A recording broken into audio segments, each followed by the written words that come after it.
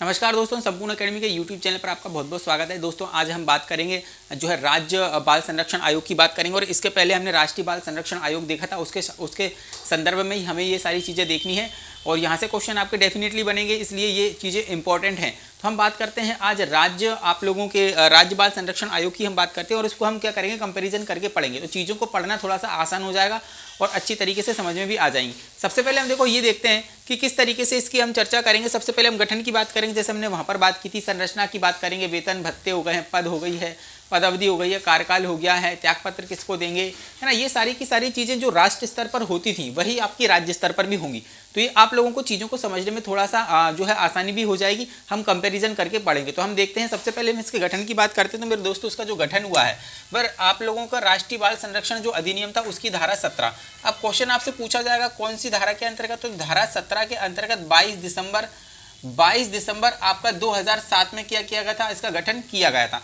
Question आपसे पूछ लिया जा सकता है कि इसका गठन कब किया गया था, तो आप बता सकते हैं 22 दिसंबर 2017 को 2007 को इसका गठन किया गया था। आगे बढ़ते हैं, हम इसकी प्रकृति की बात करते हैं।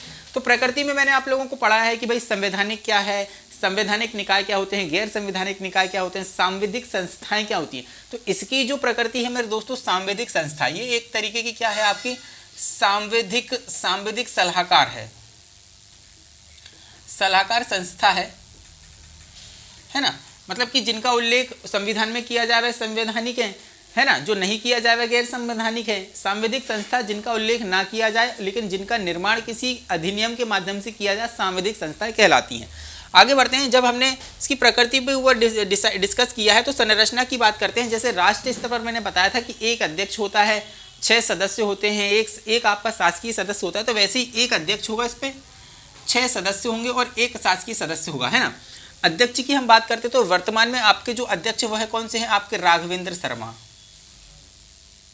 क्या है आपके राघवेंद्र शर्मा। तो याद रखना, क्वेश्चन आपसे पूछ सकता है वर्तमान में इसके अध्यक्ष कौन है, राघवेंद्र शर्मा।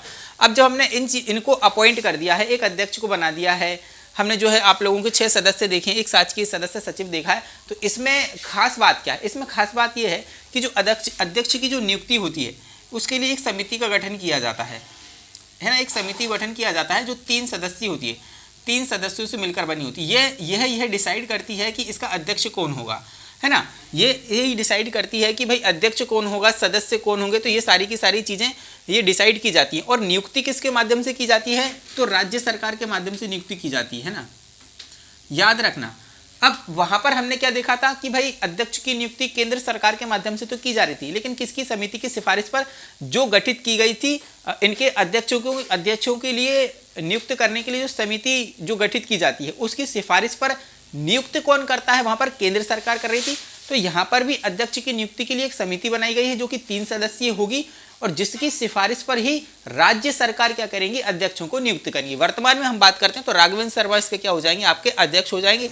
6 सदस्य की जो हम बात करते हैं, इसमें से ये पॉइंट आप लोगों को ध्यान रखना है कि जो 6 सदस्य सरकार अपॉइंट करेगी उसमें दो जो सदस्य होंगे, जो महिलाओं की अनिवार्यता उसमें जरूरी होगी, तो 2 महिला सदस्य होंगी, ये आप लोगों को याद रखना है। एक आपका एक शासकीय सदस्य सचिव होगा, ये आप लोगों को याद रखना है। तो हमने जब देख ली प्रकृति देख ली, संरचना देख लिए, सदस्य देख ले हैं, नियुक्ति भी देख लिए, नियुक्ति किसके माध्यम से की जा रही है यह भी हमने बात कर ली है। अब नियुक्ति जो है आप लोगों की हमने बताई है कि राज्य सरकार करेगी।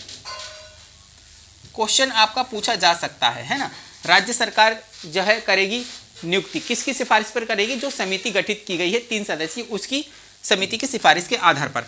जब हम अब देखो नियुक्ति कर दी गए हैं तो नियुक्त करने के बाद ये क्या करेंगे, कार्य करेंगे। तो कार्यकाल देखो, नियुक्ति के बाद क्या होगा, कार्य करेंगे। तो अध्यक्ष की जब हम बात करते हैं तो इसके कार्यकाल की जब हम बात करते हैं मेरे दोस्तों, इसका कार्यकाल है 3 वर्ष और 65 वर्ष, जो भी पहले पूरा होगा, जो भी पहले हो। बहुत ही सिंपल शब्दों में, साधारण शब्दों में आप लोगों को सिखा रहा हूं और बहुत अच्छी तरीके से आप लोगों को चीज़ें समझ में आ रही होंगी और पॉइंट टू पॉइंट हम चीज़ों को सीख रहे हैं, है ना। ये अगर अपन बात करें राष्ट्रीय बाल संरक्षण आयोग की बात करें, वो टॉपिक अच्छा था, बड़ा था, लेकिन यहाँ पर हम बात करें तो उसके संदर्भ में ये टॉपिक है। तो वहाँ पे जो चीज़ें हमने पहले पढ़ ली हैं तो यहाँ पर पढ़ने में थोड़ी सी आसानी भी हो जाएगी आप लोगों। और हम जो बात कर रहे हैं आयोगों की, एकदम पॉइंट टू पॉइंट बात कर रहे हैं, तो टू द पॉइंट हम बात कर रहे हैं, जिसमें आप लोगों को एकदम सटीक तरीके से जानकारी में दे रहा हूँ। एग्जाम के पॉइंट ऑफ व्यू से अगर अपन बात करते हैं मेरे दोस्तों, तो जो प्रीलिम्स की एग्जाम होगी वहाँ पर ये टू द पॉइंट आप लोगों से क्वेश्चन पूछा जाएगा।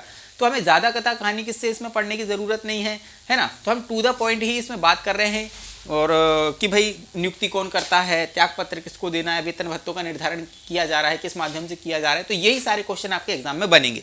आगे बात करते हैं तो अध्यक्ष की जो कार्यकाल होता है मेरे दोस्तों वो क्या होता है 3 वर्ष और 65 वर्ष। जो भी पहले हो जाएगा वह अपने पद से मुक्त हो जाएगा। सदस्य की जब हम बात करते हैं तो सदस्यों का जो कार्यकाल है 3 वर्ष और जो है आप लोगों का 60 वर्ष है। क्या हो जाएगा आपका 3 वर्ष और 60 वर्ष। तो कार्यकाल की जब हम बात करते हैं सदस्यों की तो कार्यकाल क्या हो जाएगा आपका 3 वर्ष और 60 वर्ष हो जाएगा। हमने ये भी देख लिया। अब वेतन भत्तों का निर्धारण कौन करता है मेरे दोस्तों? वेतन भत्तों का निर्धारण करती है राज्य सरकार। और वहां पर हमने क्या देखा था? वहां पर हमने देखा था कि वेतन भत्ते जो हैं उनका निर्धारण केंद्र सरकार के माध्यम से किया जा रहा था। त्यागपत्र किसको देंगे? जब नियुक्ति राज्य सरकार के माध्यम से की जा रही है तो त्यागपत्र भी ये किसको देंगे? राज्य सरकार को देंगे। ये भी क्वेश्चन आपसे पूछा जा सकता है ना। हटाएगा कौन? राज्य सरकार के माध्यम से हटाए जाएंगे। अब इसमें ये भी देख लो कि देखो हमने वहां पर आप लोगों को क्या पढ़ाया था मैंने कि जो हटाने की जो प्रक्रिया होगी वह किस तरीके से होगी कि भाई एक तो जो अध्यक्ष और सदस्यों की जो हटाने की प्रक्रिया उन्हें किस माध्यम से हटाया जाएगा? तो राज्य सरकार के माध्यम से हटाया जाएगा। उसके कुछ आधार होते हैं, है ना। ऐसा नहीं है कि भाई उठा के उसको हटा दिया, भाई ये नहीं होगा तो इसको हमें नहीं रखना है, हम कोई दूसरा नियुक्त करें, तीसरा नियुक्त करेंगे। तो उसके लिए कोई एक लीगल आधार होता है। क्या होता है कि भाई एक हटाने के लिए हम ये बात कर सकते हैं, एक तो वो दिवालिया हो गया हो, है ना। दिवालिया अगर घोषित कर दिया गया है या किसी संवैधानिक कदाचार के आधार पर, मतलब भ्रष्टाचार में लिप्त हो, संवैधानिक कदाचार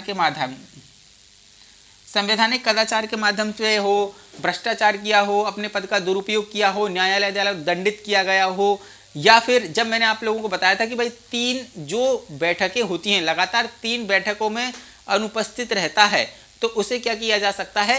राज्य सरकार के द्वारा हटाया जा सकता है। तो कुछ आधार मैंने आप लोगों को बताया, दिवालिया हो गया हो, संवैधानिक कदाचार हो, पद का दुरुपयोग कर लिया हो, न्यायालय द्वारा दंडित कर दिया गया हो, या फिर जो है आप लोगों का 3 बैठकों में लगातार अनुपस्थित रहा हो तो राज्य सरकार उसको हटा सकती है। अब यहाँ पर हम बात करते हैं कि यहाँ पर रिपोर्ट किसको पेश की जाएगी। ये जो राज्य बाल संरक्षण आयोग है यहाँ पर ये एक अपना वार्षिक प्रतिवेदन तैयार करेगा और उसको किसको रिपोर्ट करेगा? तो जो है आप लोगों का हम बात करते हैं किसको रिपोर्ट करेगा? राज्य सरकार को। और वहां पर किसको रिपोर्ट की जा रही थी आप लोगों की? केंद्र सरकार को। तो यहाँ पर जो है रिपोर्ट प्रस्तुत की जाएगी राज्य सरकार को और राज्य सरकारें इसको क्या करेंगी? राज्य विधानमंडल के अंतर्गत प्रस्तुत करेंगी। और वहां पर केंद्र सरकार किसको कर रही थी? संसद के समक्ष प्रस्तुत कर रही थी। तो ये सारी चीजें हमने देखी हैं। हम आगे बढ़ते हैं और इसका विस्तार की बात करते हैं। तो संपूर्ण मध्य प्रदेश के अंतर्गत इसका विस्तार होगा। ये जो अधिनियम है, ये जो आयोग है, इसका विस्तार संपूर्ण मध्य प्रदेश में होगा। हम आगे चर्चा करते हैं और इसके उद्देश्य की बात करते हैं। तो इसका उद्देश्य सीधा सीधा है। जो उद्देश्य राष्ट्रीय बाल संरक्षण आयोग का है वही आप लोगों का राज्य बाल संरक्षण का आयोग है। 0 से लगाकर 18 वर्ष के बच्चों के हितों का संरक्षण करना, है ना। तो यहाँ पर क्या है आप लोगों का उद्देश्य जो है 0 से लेकर 18 वर्ष तक के बच्चों का 18 वर्ष के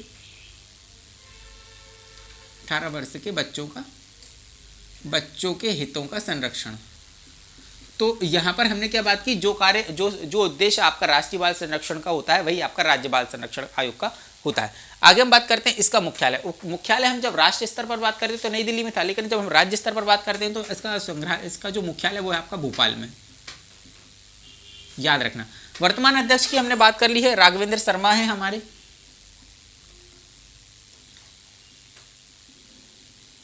आगे बात करते हैं नियम बनाने की शक्ति। भाई आयोग जो है, आयोग के जो भी नियम बनाए जाएंगे जिसके माध्यम से आयोग संचालित होगा, तो नियम बनाने की शक्ति आयोग के संदर्भ में नियम बनाने की शक्ति किसकी है? राज्य सरकार की है। किसकी है मेरे दोस्तों? राज्य सरकार की है।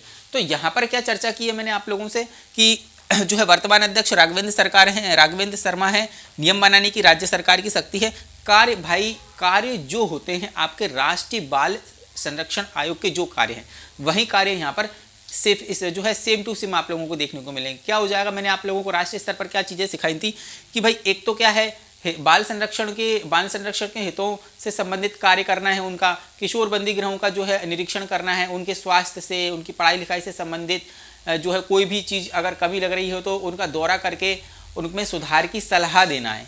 और सलाह मानना ना मानना बाल न्यायालय पर निर्भर करता है या जो है सरकारों पर निर्भर करता है, ये बाध्यकारी नहीं है इस तरीके की सलाह मानने के लिए, है ना। तो यहाँ पर मैंने क्या देखा कि भाई 2-3 आप लोगों को कार्य बताए हैं। एक कार्य ये भी हो सकता है कि इनकी शिक्षा से संबंधित कार्य के लिए अनुसंधान करना, या फिर इनको सुधारने के लिए अनुसंधान के कार्य करना और इनके विकास में गति प्रदान करना। तो यही सारे कार्य जो राष्ट्रीय स्तर पर किए जाते हैं, वही कार्य राज्य स्तर पर राज्य बाल संरक्षण आयोग करता है। तो यहाँ पर हमने एक ऑल ओवर व्यू देख लिया है, और यहाँ से जो कोई भी क्वेश्चन आता है, चाहे राष्ट्रीय स्तर पर हमने बात की हो, चाहे राज्य स्तर पर हमने बात की हो, सारे क्वेश्चन आप डेफिनेटली बना लोगे। तो अब हम जो करते हैं, अगली क्लास के अंतर्गत हम नेक्स्ट आयोग की चर्चा करते हैं। तब तक के लिए आप संपूर्ण अकेडमी के यूट्यूब चैनल को जरूर से जरूर सब्सक्राइब कर लें, बेल आइकन को दबाना बिल्कुल भी ना भूलें। तो फिर मैं मिलता हूँ अगली क्लास में अगले आयोग के साथ में। तब तक के लिए आप मुझे दीजिए इजाज़त। जय हिंद और धन्यवाद।